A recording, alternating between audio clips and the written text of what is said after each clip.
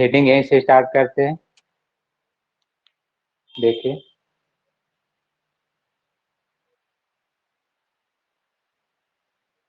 Abrasion.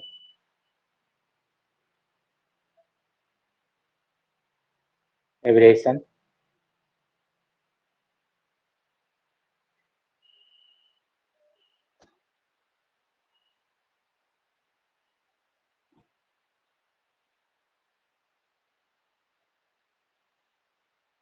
Abrasion क्या है तो लिख सकते हैं, एब्रेशन किसको कहा जाता है तो वह घटना जिसमें लेंसों द्वारा अस्पष्ट और कलर्ड प्रतिबिंब बनने लगते हैं, अस्पष्ट होते हैं और अलग अलग स्थानों पर अनक्लियर्ड और कलर्ड प्रतिबिंब बनने लगते हैं, तो इस घटना को विफ्तन या एब्रेशन कहते हैं।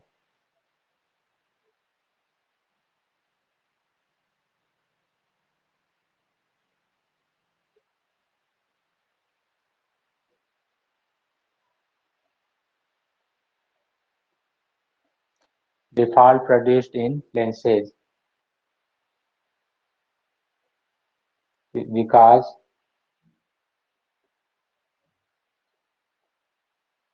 uncleared images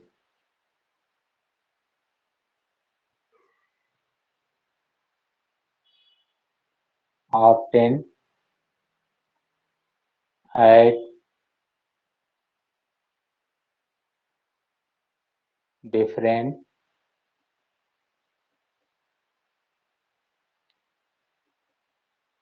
point at principal axis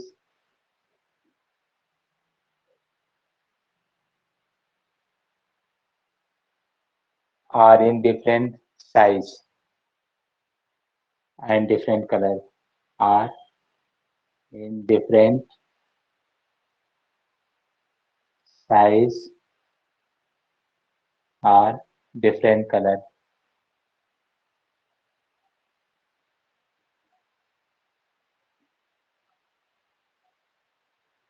Default produces in lens because uncleared images obtained at different point at principal axis are different size or different color is known as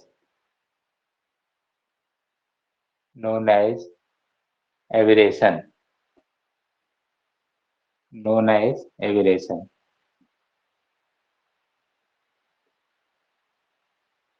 abrasion क्या है, ये topic बहुत easy था। लेंसों में उत्पन्न वह दोष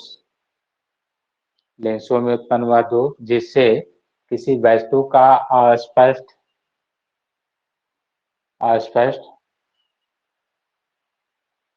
प्रतिबिंब मुख्य अक्ष के अलग अलग बिंदुओं में अथवा अलग अलग लंबाइयों में अथवा रंगीन प्रतिबिंब जो कि अस्पष्ट रहता है प्राप्त होता है, डिप्टन या एब्रेशन कहलाता है। तो ये लिखा है, इसको आप बैक करके भी रिपीट करके देख लीजिएगा। तो एब्रेशन को आप जब रीड करते हैं तो कितने प्रकार के, यहाँ लिखा जाता है टाइप्स ऑफ एब्रेशन।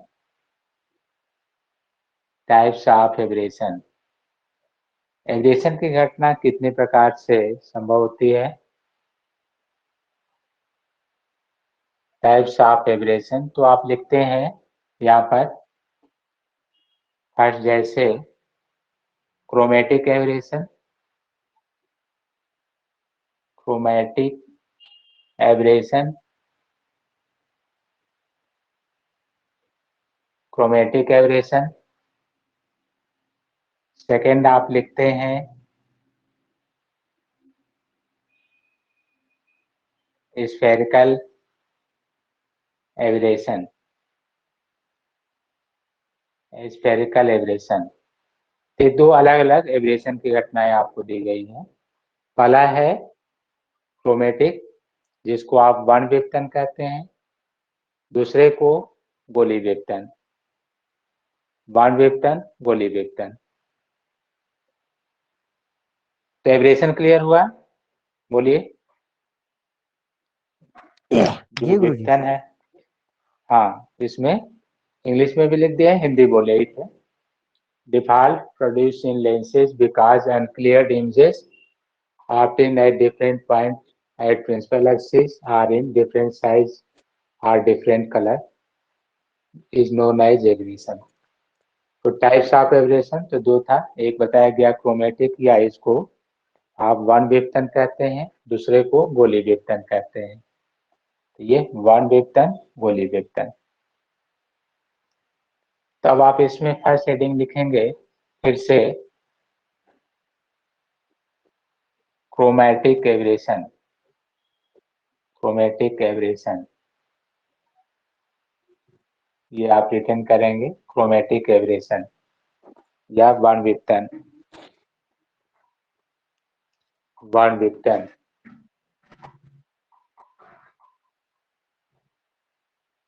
वर्ण विपतन, क्रोमैटिक एब्रेशन या वर्ण विपतन।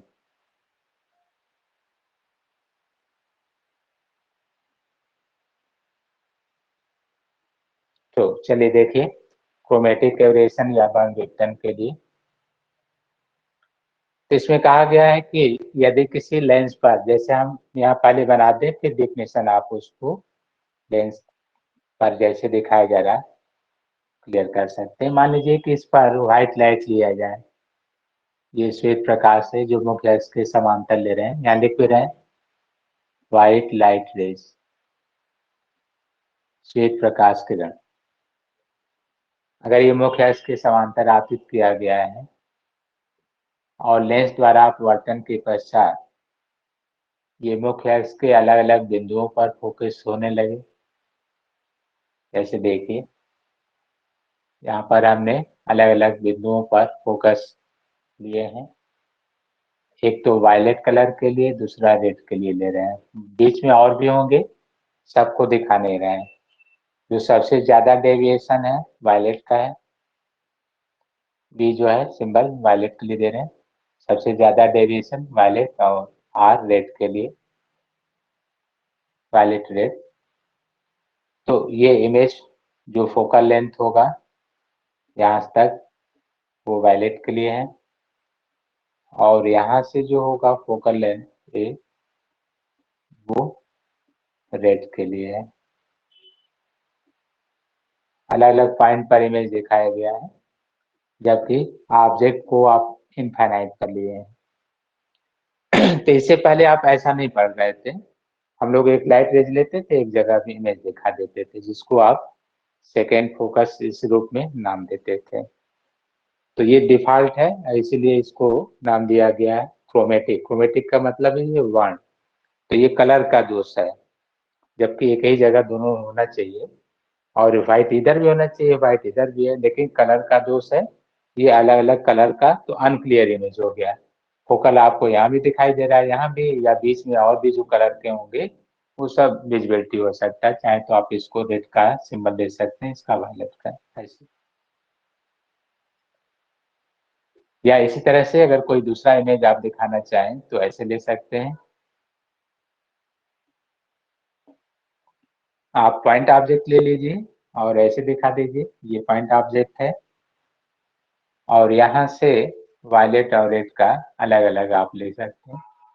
यहाँ मान लीजिए कि रेड कलर है, ये वायलेट है, तो यहाँ से डिस्टेंस फॉर वायलेट ये हो गया, ये आप लेकर दिखा सकते हैं ऐसे, और डिस्टेंस फॉर रेड कलर यहाँ पर हो गया, ये ऑब्जेक्ट डिस्टेंस एक ही है, ये आप यहाँ भी लिख सकते हैं व्हाइट लाइट रेज। तो अब आपको ये क्लियर हो गया कि लेंसों में उत्पन्न हुआ दोष। अब डेफिनेशन देख लीजिए, लेंसों में उत्पन्न हुआ दोष जिसके कारण किसी श्वेत प्रकाश वस्तु को लेंस पर आपतित किया जाए, तो अपवर्तन के पश्चात मुख्य अक्ष के अलग अलग बिंदुओं पर कलर्ड प्रतिबिंब और भी बनेंगे अथवा अलग अलग लंबाइयों में प्राप्त होने लगता है। ये अलग अलग बिंदु पर है, एक आध फिगर ऐसे भी होगा जो लेंथ के रूप में आप दिखा सकते हैं, जैसे कि हम यहाँ ड्रा कर दे रहे हैं। जैसे आप एक लेंस यहाँ बना लीजिए, थोड़ा सा यहाँ शेडो आ जाता है इस साइड से, फिगर बना के हम हट जा रहे हैं, लाइट बैलेंस नहीं है। तो देखिए ये है ऑब्जेक्ट, ये भी, और इससे व्हाइट लाइट ले रहे हैं। व्हाइट लाइट जैसा कि हम यहाँ पहले दिखाए हैं। तो प्रतिबिंब के बनने के लिए आपके पास ये विकल्प है, आप एक समांतर प्रकाश लेते हैं और एक जो है ऑप्टिकल सेंटर से दिखाते हैं। ये ऑप्टिकल सेंटर से होकर जा रहा है। अब आप यहाँ पर दो, जैसे कि यहाँ अलग अलग ले रहे थे, जो ऑप्टिकल सेंटर से जाएगा उसमें कोई डेविएशन नहीं आप दिखाते हैं, अलग अलग। अब यहाँ से जैसे एक बार वायलेट के लिए दिखा दीजिए, एक बार रेड के लिए दिखा दीजिए। ये रेड कलर का हो गया, तो यहाँ जो प्रतिबिंब बन गया रेड कलर के लिए हो गया, और यहाँ जो प्रतिबिंब बन गया वो वायलेट कलर के लिए हो गया।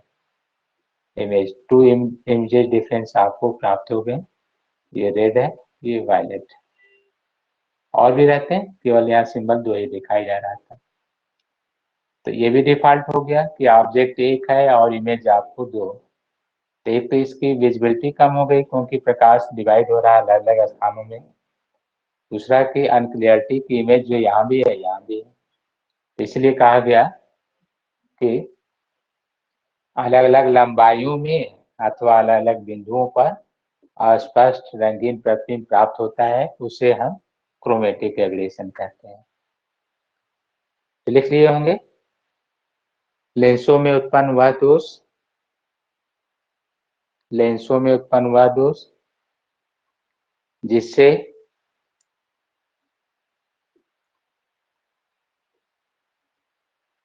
श्वेत प्रकाश किरण लेंस पर आपतित करने पर, श्वेत प्रकाश किरण लेंस पर आपतित करने पर अपवर्तन के पश्चात मुख्य अक्ष के अलग अलग बिंदुओं पर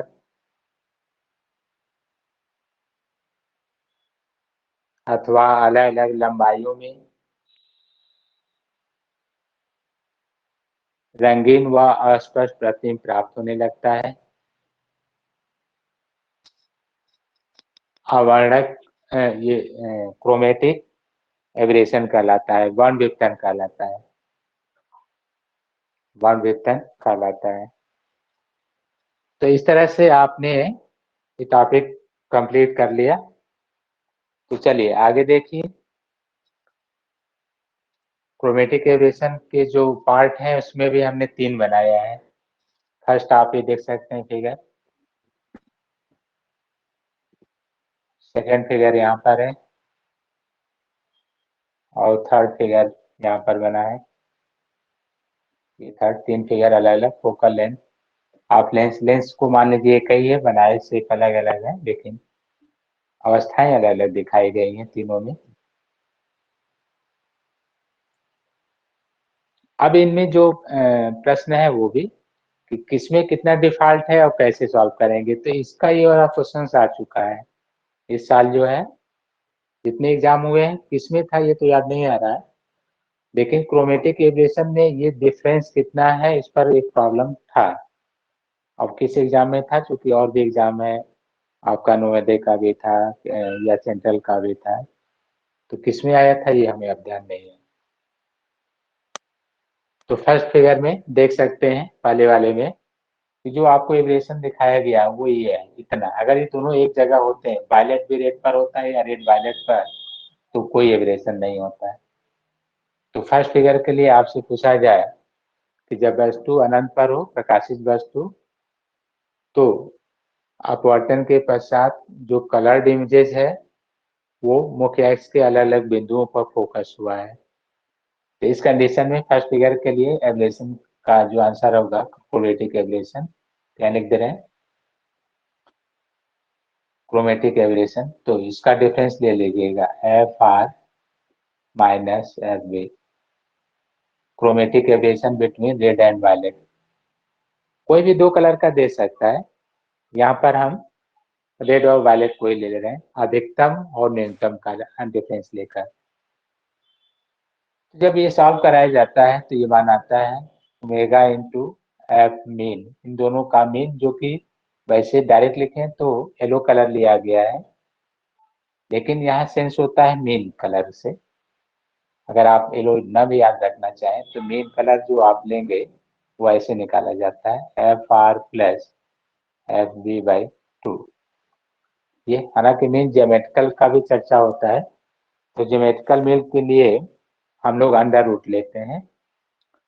तो यहाँ ध्यान देना होगा कि ज्योमेट्रिकल मीन है तो अंडर रूट, चूंकि डिस्कशन ज्योमेट्रिकल मीन पर होता है, तो ये है देखिए एफ वाई, ये F R into F B, ये ज्योमेट्रिकल मीन कहलाता है, ज्यामिति माध्य। तो इस तरह से ओमेगा क्या है, तो ओमेगा डिस्पर्सिव पावर अगर आपको पहले नहीं बताया गया है तो ओमेगा की वैल्यू टू डिफरेंट कलर के लिए देख सकते हैं। एन बी, चाहे म्यू लिखते होंगे तो म्यू लिखिएगा, N R N Y minus 1, ये है। तो बैंगनी प्रकाश के लिए अपवर्तनांक, लाल प्रकाश के लिए, और इन दोनों में हालांकि यहाँ पर लिख ले क्योंकि बाद में आप कंफ्यूजन न ले, ज्यादातर यही है, मीन ये वाली वैल्यू ली जाती है, और इसमें जो मीन लेना होता है एन वाई, उसमें ये लेते हैं N B plus N R by 2, अगर ये न दिया हो तो यहाँ पर। और इसमें एफ आर एफ बी का मीन ये ऐसे लेते हैं, ज्योमेट्रिकल मीन लेते हैं। और ये है आपका क्रोमेटिक एवरेशन। ये कभी डायरेक्ट देगा तो सीधे माइनस कर दीजिएगा, नहीं तो ओमेगा और एफ वाई का मान रख के मल्टीप्लाई करिएगा। ओमेगा नहीं देगा तो आप यहाँ से सॉल्व करिएगा। एन बी क्या है, तो अभी हमने बताया बैंगनी प्रकाश के लिए अपवर्तनांक है ग्लास का।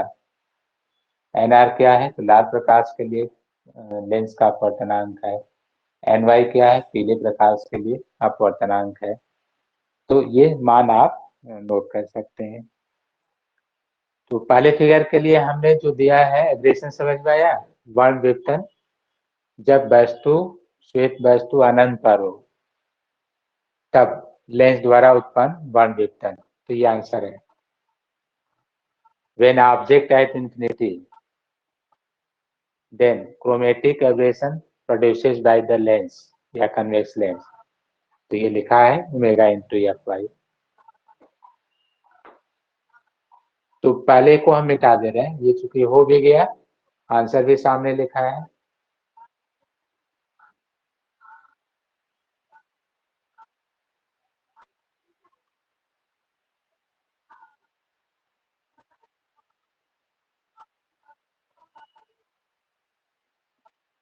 नोट कर लिए होंगे। जी सर। तो चलिए आगे देखिए।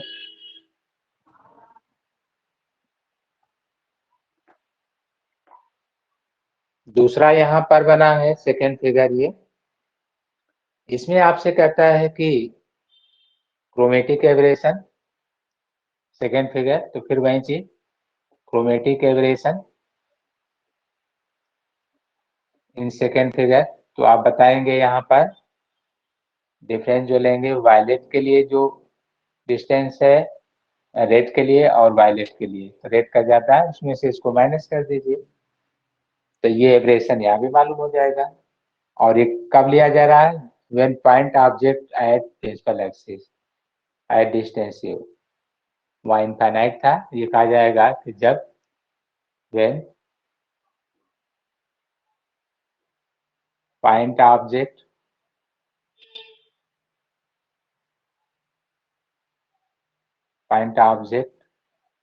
एट एट प्रिंसिपल एक्सिस,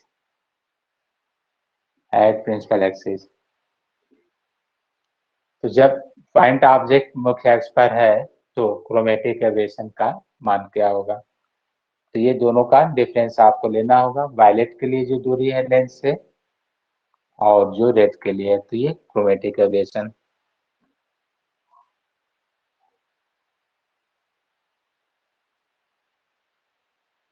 और ये सॉल्व करने पर omega V square by F ये मान आता है। शायद अगर कोई चेंज होगा तो करा देंगे कि ये स्क्वायर में कभी कभी कोई प्रॉब्लम आता है तो हम चेंज करा देंगे, लेकिन ऐसा लग नहीं रहा। ठीक है, omega V square by F. F क्या है? तो यहाँ पर focal length of lens, lens की फोकस दूरी, focal length of lens. Omega तो आप जानते हैं डिस्पर्सिव पावर,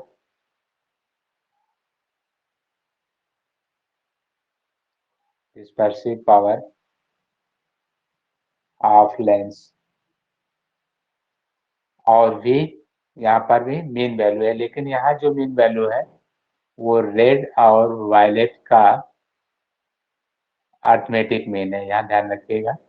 जबकि फोकल लेंथ में मीन वैल्यू हम ज्योमेट्रिकल बता रहे थे। ऐसे मीन वैल्यू आप टू डिफरेंट, चाहे वो कोई कलर हो F1 F2, उनकी मीन वैल्यू ऐसे ली जा रही थी। यहाँ पर अर्थमेटिक मीन है, यहाँ ज्योमेट्रिकल मीन है। अपवर्तनांक में भी हमने अर्थमेटिक ही दिखाया था, तो भी यहाँ से सॉल्व हो जाएगा।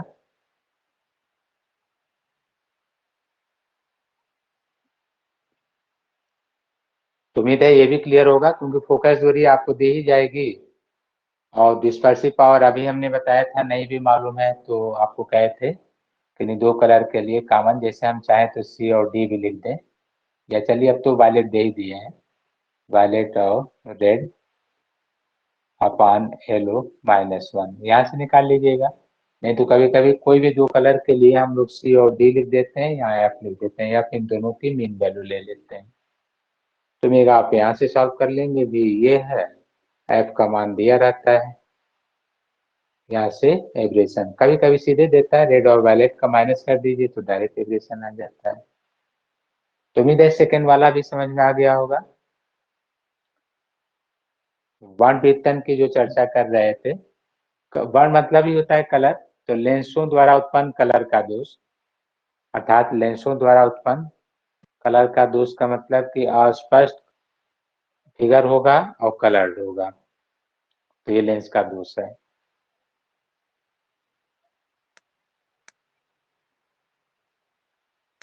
तो टाइप्स ऑफ एब्रेशन में हमने बताया क्रोमेटिक एब्रेशन, और क्रोमेटिक एब्रेशन में भी हमने 3 फिगर दे दिया, जिसमें 2 का आंसर आपके सामने हो गया है। क्रोमेटिक एब्रेशन में 2 का आंसर आपके सामने है, और इन पर कोई प्रॉब्लम है तो आप इन पर रखकर सॉल्व कर लेते हैं। ये 2 का है भी, सॉल्व भी कर सकते हैं।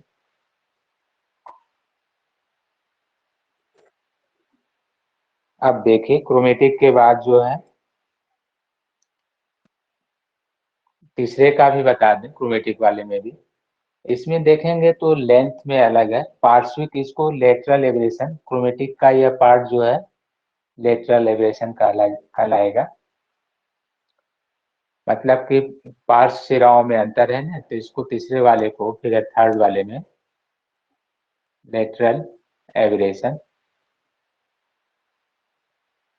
ऐसे। और इससे पहले वाले में हमने नाम नहीं दिया था, क्रोमेटिक का जो इससे पहले 2 था, लॉन्गिट्यूडनल एब्रेशन में आप रख सकते हैं एब्रेशन। ध्यान दीजिएगा, जैसे कि क्रोमेटिक को भी डिवाइड कर दें तो 2 पार्ट में, क्रोमेटिक एब्रेशन जो अभी आप पढ़ चुके हैं वो लॉन्गिट्यूडनल एब्रेशन में था, और जो अब पढ़ने जा रहे हैं वो लेटरल एब्रेशन में, जिसमें लंबाइयों का अंतर है, ये मुख्य अक्ष पर अंतर था।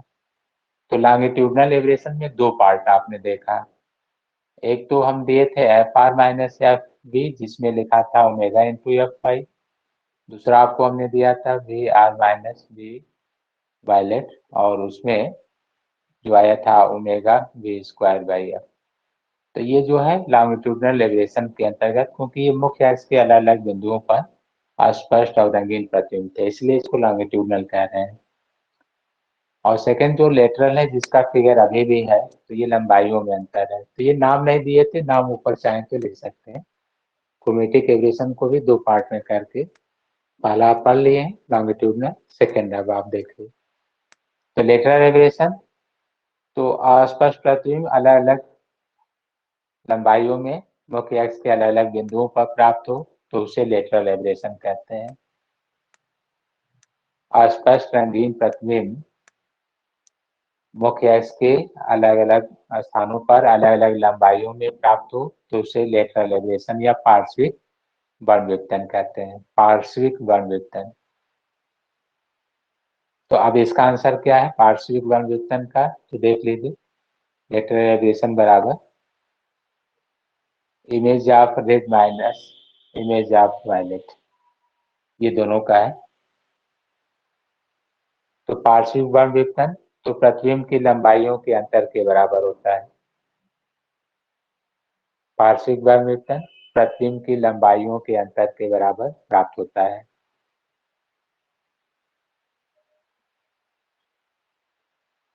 अब इनको अगर सॉल्व करते हैं पार्श्विक वर्णविपतन को, तो यहाँ से वस्तु की लंबाई बटे लेंस से वस्तु की दूरी into omega V square by F, ये मान प्राप्त होता है।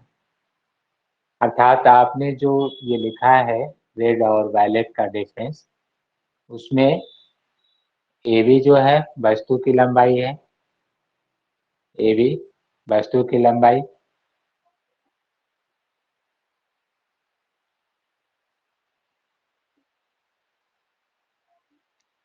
और ये जो है वस्तु की लेंस से दूरी है, यहाँ पर दिखा सकते हैं ये दूरी है।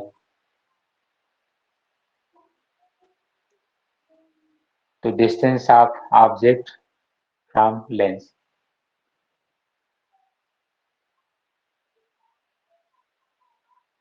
Distance of an object from lens.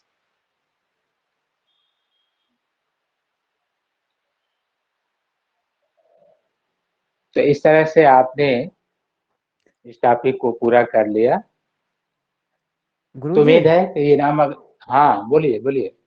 गुरुजी इसमें थर्ड फिगर में स्टेटमेंट क्या देंगे?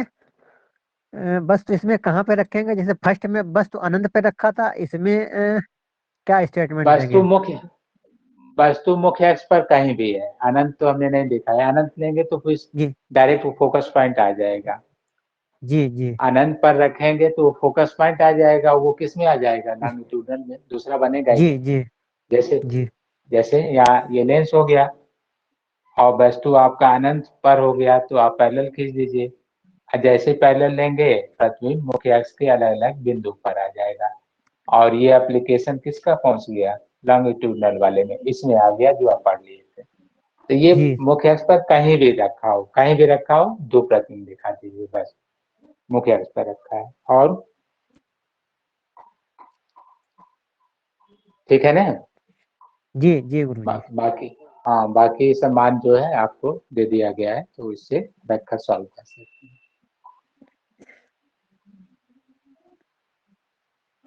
तो रफ कर दे रहे हैं, नोट कर लिए होंगे आप लोग। जी जी सर। तो और कोई आया लाइव में, क्या आज आप अकेले ही हैं? कोई नहीं आया?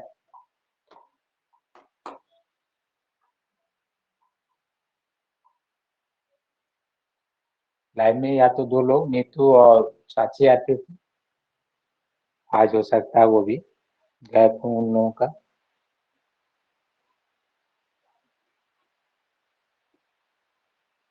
तो चलिए आगे बढ़ते हैं। क्रोमेटिक उम्मीद है समझ में आया, लेकिन ये जरूर कह सकते हैं कि काज ऑफ क्रोमेटिक एब्रेशन, ये भी एक थ्योरेटिकल प्रश्न बनता है न्यूमेरिकल के अलावा भी, फिगर के अलावा भी, कि वर्णविपतन के दोष का कारण क्या है काज ऑफ क्रोमेटिक एब्रेशन। देखिए लेंसों में उत्पन्न दोष, ये पहला हेडिंग था, मतलब aberration, types of aberration chromatic और स्फेरिकल, हालांकि और भी है, जो सिलेबस है वही डिस्कशन कर रहे हैं। क्रोमेटिक में हमने दो पार्ट कर दिया, लॉन्गिट्यूडनल और लेटरल, और क्रोमेटिक में तीनों फिगर देती है, लॉन्गिट्यूडनल में दो और लेटरल में एक। तो अब नेक्स्ट हेडिंग लिख सकते हैं यहाँ पर, काज ऑफ एब्रेशन, एब्रेशन का मुख्य कारण क्या है, बेसिक रीजन ऑफ एब्रेशन, या क्रोमेटिक एब्रेशन पूरा लिखना हो पूरा लिख लीजिए, क्रोमेटिक एब्रेशन, क्रोमेटिक एब्रेशन। तो वर्ण विवर्तन का कारण क्या है? देख लीजिए, जो आप लेंस यूज कर रहे हैं, चाहे वो कनकेव लेंस हो, कन्वेक्स लेंस हो, उसमें रिफ्रैक्टिव इंडेक्स या जो ग्लास का अपवर्तनांक है, वो अलग अलग कलर के लिए अलग अलग काम कर रहा है। जैसे वायलेट कलर के लिए अपवर्तनांक या रिफ्रैक्टिव इंडेक्स रेड से अधिक होता है, और इसकी वजह से जो लाइट रेज है उसका डेविएशन अलग अलग हो जा रहा है। तो बताया जाता है कि लेंस के पदार्थ का अपवर्तनांक, refractive index of the glass lenses are different for different colour. बस हो गया आंसर कि जिस पदार्थ का लेंस बना होता है उसका अपवर्तनांक अलग अलग प्रकाश के लिए अलग अलग कार्य करता है, जिसकी वजह से इस तरह की घटना प्राप्त होती है।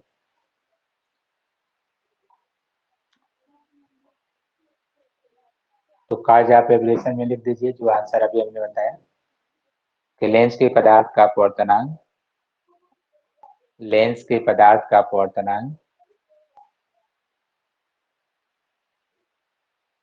अलग अलग प्रकाश रंगों के लिए अलग अलग कार्य करता है।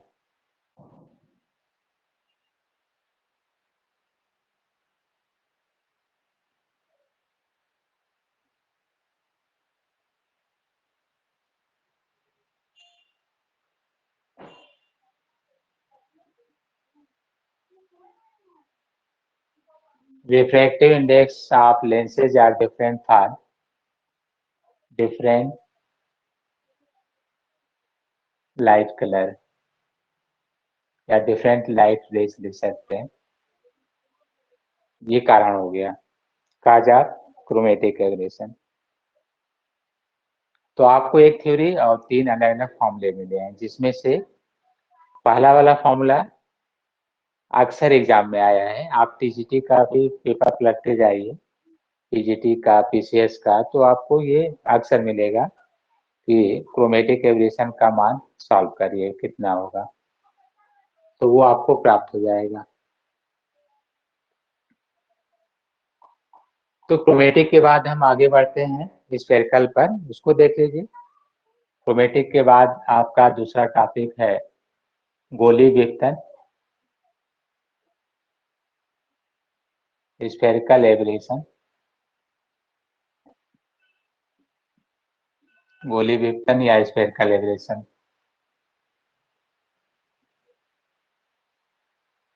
इसका रीजन तो शुरू में ही बोला जा सकता है। Due to spherical shape of the lenses, monochromatic light rays can not be focused after reflection by any lens. तो किसी भी लेंस की जिसकी आकृति स्फेरिकल या गोली होती है, उस पर अगर आप मुख्य अक्ष से अलग अलग क्षेत्र या रीजन पर प्रकाश किरणें आपतित करते हैं, तो अपवर्तन के पश्चात वो मुख्य अक्ष के किसी एक तल में या एक बिंदु पर प्राप्त नहीं होते हैं। इस कारण जो लेंसों में दोष उत्पन्न होता है उसे गोली विवर्तन कहते हैं, गोली विवर्तन। तो default produces in lens due to spherical shape, short में इसको यही कहा जाता है, default produces in a lens due to spherical shape या कर्व शेप। स्फेरिकल तो पूर्णतः रहता नहीं है, कर्व शेप भी कर सकते हैं, is known as spherical aberration. Default produces in a lens due to curved surface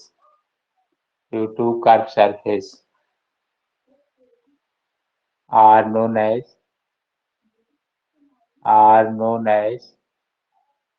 spherical aberration। तो इस तरह से आपको चार्ट में एक पॉइंट हमने लिख कर दे दिया। At the condition, paraxial and marginal light rays cannot be focused at same point। इसमें सीमांत और उपासी किरणें एक बिंदु पर फोकस नहीं होती है। At the condition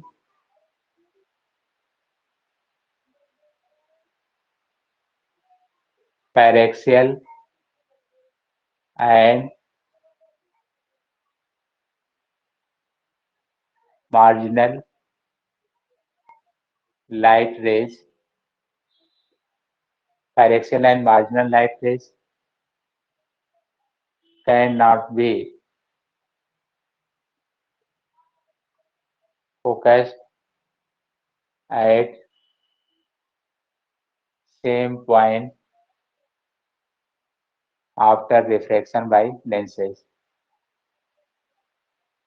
After refraction by lenses या by lens.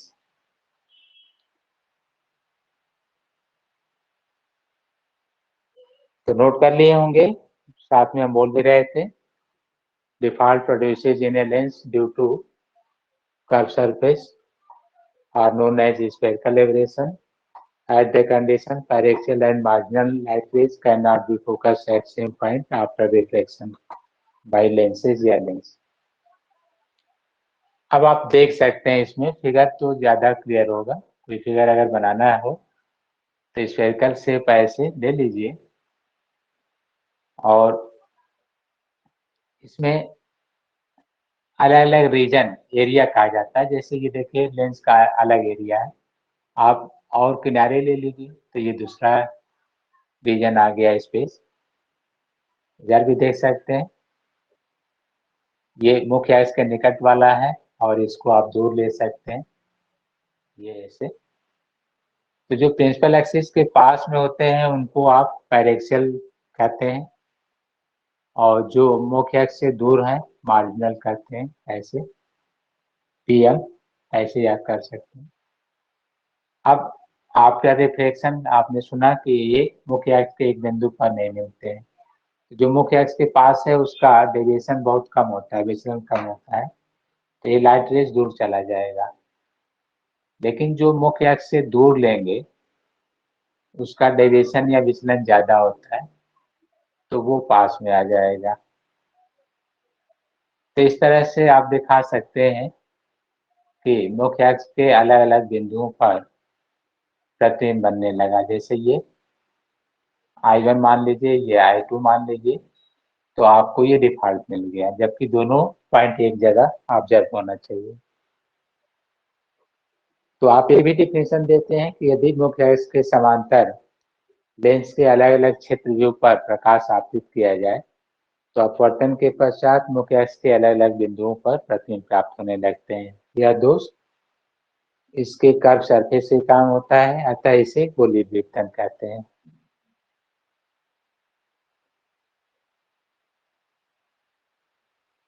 तो ये मान आपको दिखाया जा रहा है।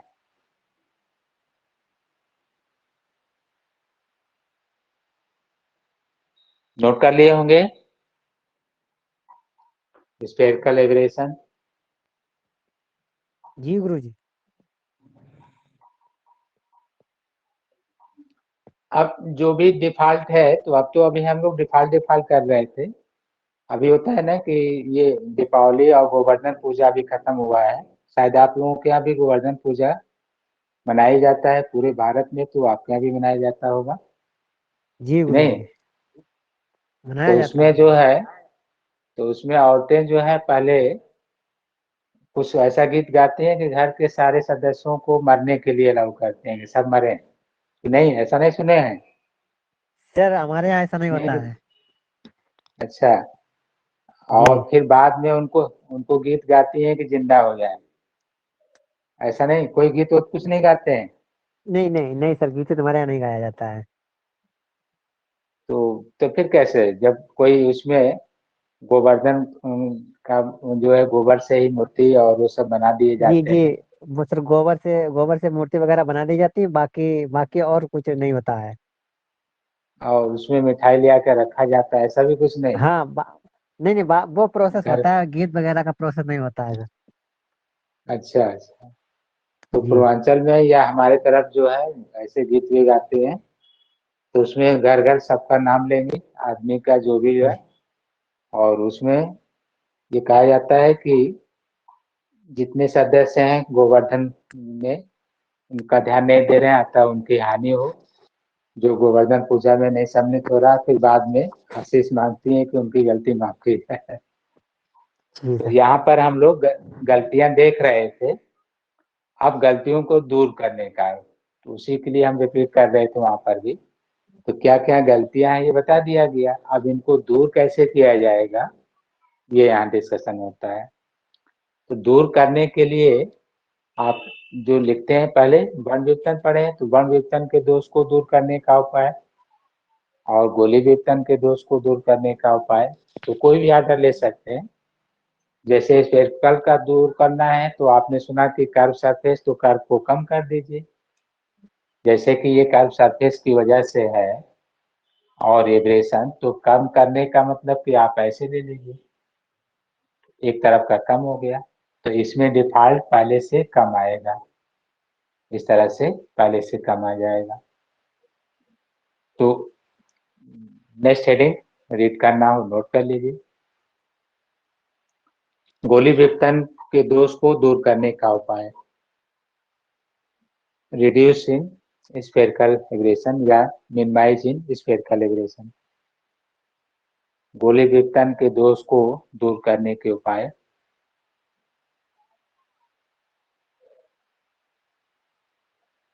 तो फर्स्ट आप लिख सकते हैं बाय रिड्यूसिंग कर्व सरफेस या स्फेरिकल कर्व सरफेस। तो गोली आकृति को कम करके पहला लिख सकते हैं, गोली आकृति को कम करके।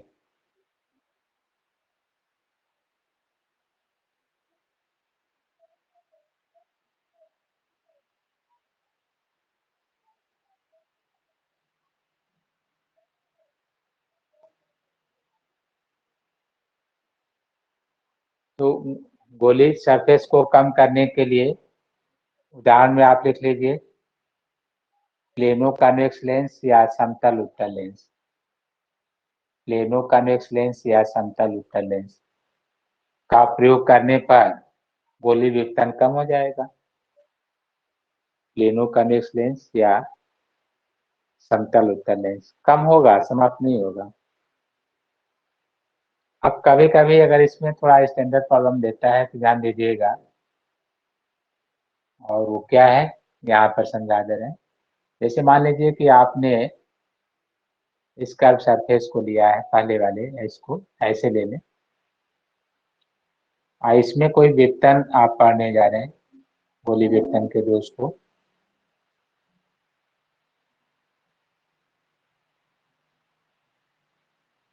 चलिए देखिए, मान लेते हैं कि आप इसमें कोई गोली व्युत्पन्न के दोष को पढ़ने जा रहे हैं, तो इस पर जब आप लाइट रेज देंगे यहाँ से, पैरेक्सियल और मार्जिनल, ये दो लाइट रेज आपको दिखाया जा रहा था, चाहे तो नीचे भी ले सकते हैं।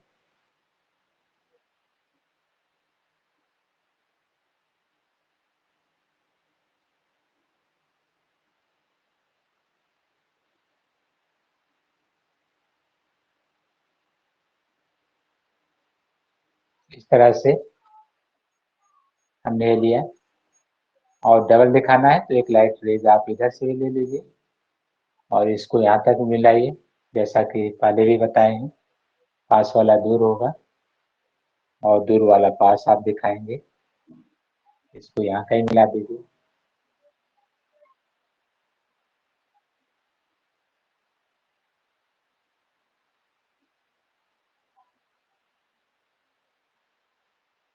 ये तो यहाँ से देखिए ये एब्रेशन कम दिखाया जा रहा है पहले की तुलना में, एब्रेशन रहेगा लेकिन कम रहेगा, I1 I2 ये जो डिफरेंस है ये कम दिखाया जाएगा, तो पहले से कम दिखाया जाएगा। लेकिन एक प्रश्न यहाँ पर ये भी आता है कि हम इसके बजाय इसको यूज करें तो क्या दोनों में एब्रेशन बराबर आएगा या अलग अलग आएगा। लाइट रेज वैसे ही रीजन पर लिया जाए, जिस लेंस का दो हिस्सा आपने किया है बराबर मान के चलिएगा, छोटा बड़ा बना है आप इक्वल मान लीजिएगा कि ये इक्वल है। तो जिस लेंस का आपने दो पार्ट किया है उसी लेंस में अगर आप इसको यूज करें जो आप बना रहे हैं, ऐसे देखिए ये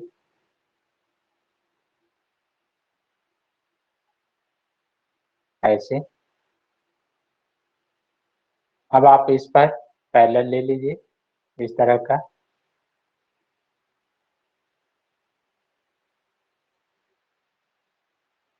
तो प्रश्न ये पूछा जाता है कि क्या एब्रेशन दोनों में इक्वल आएगा या अलग अलग आएगा। कोई जानकारी है आपको तो आप बताएं। इस तरह का कोई कंसेप्ट।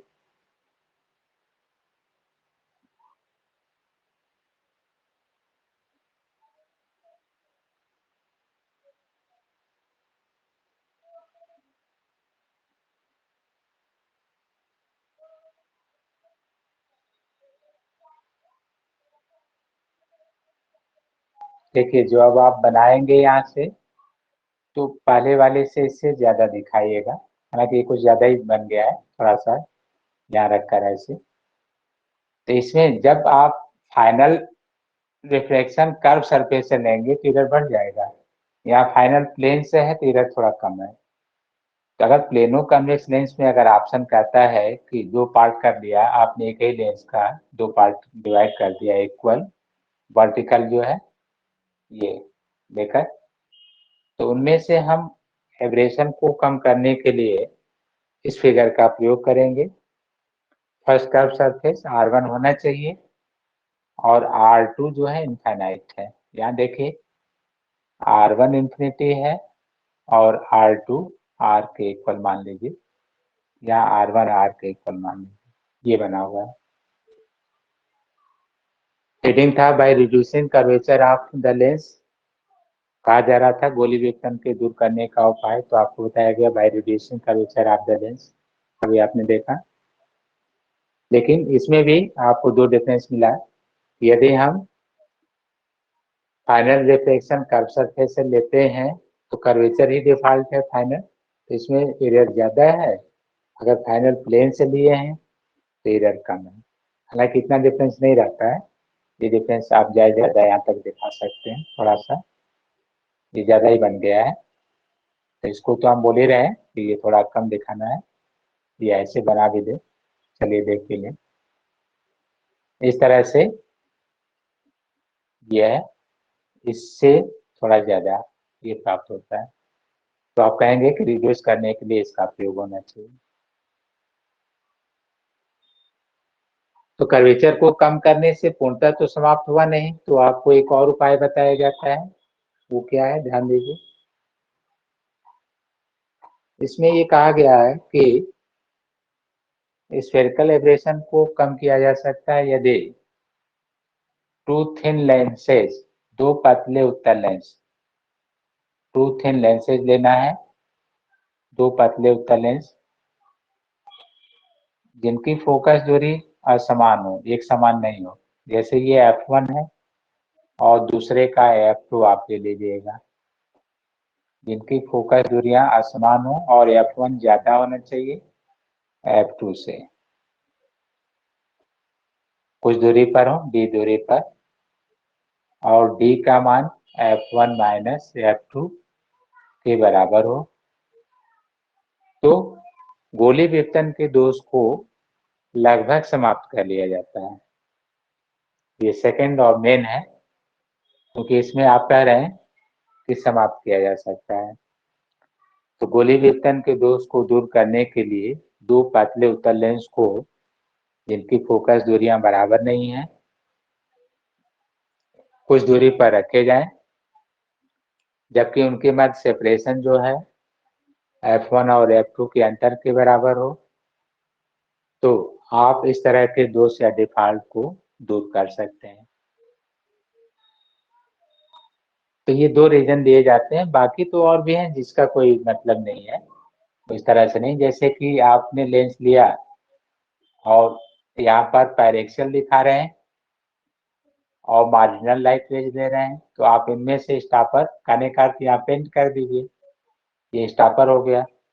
तो सिर्फ इसमें से जो क्रॉस करेगा वो है मार्जिनल रेज, तो इसमें कोई एब्रेशन नहीं है, एक ही इमेज दिखाई देगा, लाइट पूरा आ रहा है, इमेज एक ही बन रहा है। देखा जाता है by using stopper either any one part of beam of light rays, चाहे वो पैरेक्सियल पर या मार्जिनल पर, किसी पर भी दिखाएंगे। पैरेक्सियल को स्टॉप करेंगे तो ये होगा, मार्जिनल को करेंगे तो इसी का लाइट आगे बढ़ेगा। इस तरह का कोई खास प्रश्न आता नहीं है, ये इम्पॉर्टेंट है और इस पर प्रॉब्लम आपको दिए भी गए हैं, पूछे भी गए हैं। तो एब्रेशन कैसा लगा, ठीक है, समझ में आ गया? बोलिए, क्योंकि अब टाइम भी हो रहा है क्लोज करने का।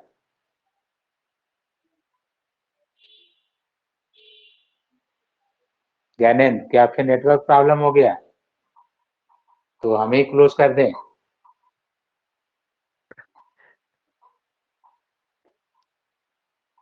हेलो, हाँ हाँ गुरुजी। आवाज आ रही थी, बीच में नेट की प्रॉब्लम आई थी?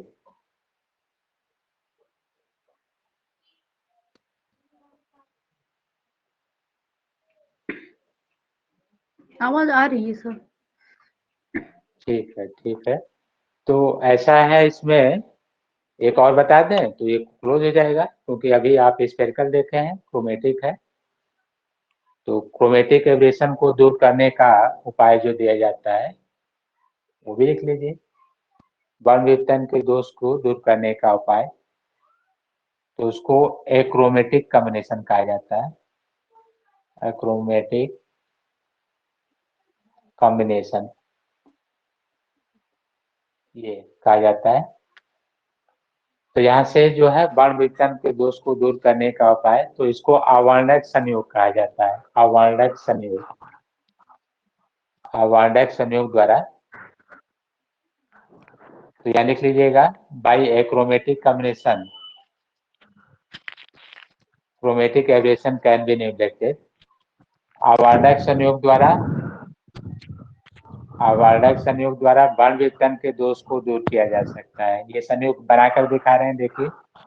पहला उत्तल होना चाहिए और दूसरा अवतल होना चाहिए, ये अवर्णक संयोग कहलाता है। पहले का फोकस F1 मान लीजिए, दूसरे का F2 मान लीजिए। पहले की बर्न विक्षेपण क्षमता ω1, दूसरे की ω2 मान लीजिए। तो जो आंसर आता है ω1/F1 plus ω2/F2 equal to 0। अवर्णक संयोग के लिए इसमें पहले इसका फिगर बना लीजिए। अवर्णक संयोग के लिए, क्योंकि वो उल्टा लिखा था, F1 F2 का मान लिखिए और इनकी वैल्यू,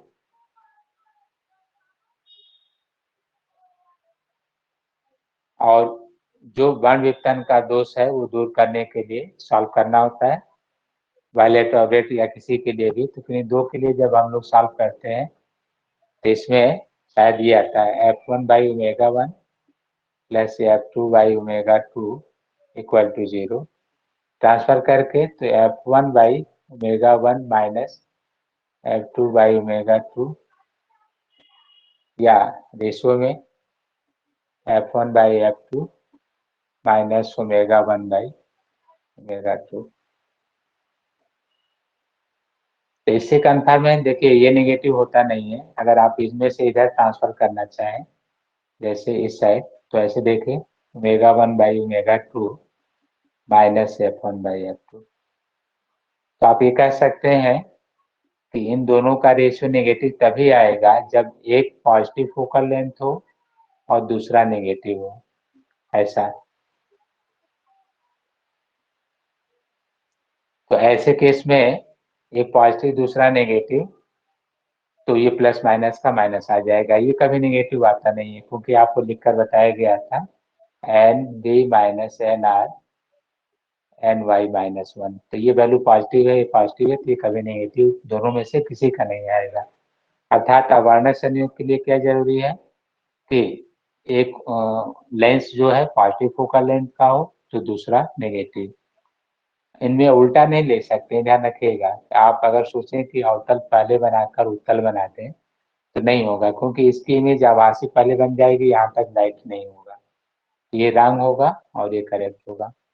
और इसमें थोड़ा कंफ्यूजन हो गया है जल्दी बोलने में, तो देख लिया जाएगा। अगर ये होगा तो भी रिवर्स कर देंगे। ये कभी कभी जल्दी में माइंड स्विच ऑफ हो जाता है कि आप जो बोलना चाहते हैं वो रिवर्स हो गया। तो देख लिया जाएगा। अगर ये होगा तो आप इसी को लिखिएगा, ये होगा तो लिखवा ही रहे हैं, कोई बात नहीं है। इनका ट्रांसफर करने पर, क्योंकि ओमेगा 1/f1 में अगर ट्रांसफर करते हैं तो रेशियो पर तो अंतर नहीं आएगा, लेकिन मल्टीप्लिकेशन में शायद अंतर आ रहा हो।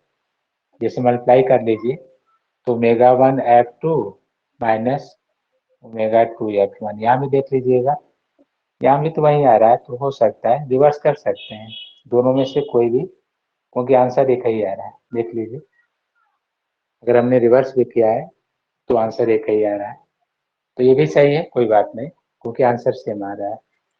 नोट कर सकते हैं। देखा आपने हड़बड़ी का काम, जैसे हमने कहा कि इसको भी क्लोज कर दें तो तुरंत ध्यान हटने लगता है। तो टीचिंग हुआ या रीडिंग हुआ, कंसंट्रेशन होना चाहिए, तभी हो पाता है। ठीक है, जी गुरुजी। तो दोनों ही सही है, देख लिया आपने, रिवर्स भी लिखिए, कोई प्रॉब्लम नहीं है। चाहे आप ओमेगा 1/f1 प्लस ओमेगा 2 चाहे उसका रिवर्स लिख लीजिए, दोनों आंसर सही आ रहा है। तो अब क्लोज कर दे रहे हैं, क्योंकि जब ये है क्लास क्लोज करना है तो फिर माइंड क्लोज कर ही है, क्लोज करना है। जी ठीक है, तो कल आप फिर इसी टाइम आइए। हेलो निशा मैम। हेलो। हाँ, निशा गहरी लग रहा है, बहुत दिनों बाद आई है क्लास में। अरे क्लास को एंड यस कराने सर। आई थी। यस हाँ, तो क्लास को ज्वाइन नहीं कराया गया था कि आज? हाँ, सर, ज्वाइन कि ही क्लास नहीं में आ हुआ जाए। था सर। ज्वाइन कल नहीं हुआ किए थे, था? कल ठीक से नहीं हुआ था सर। पेंडिंग दे रहा था उसमें। अच्छा, तो हो सकता है ध्यान न दिया गया हो। तो क्लास की टाइमिंग यही है, 6:30 से 7:30 पौने 8, यस सर। जितना हो जाए। अरे मैम 7:30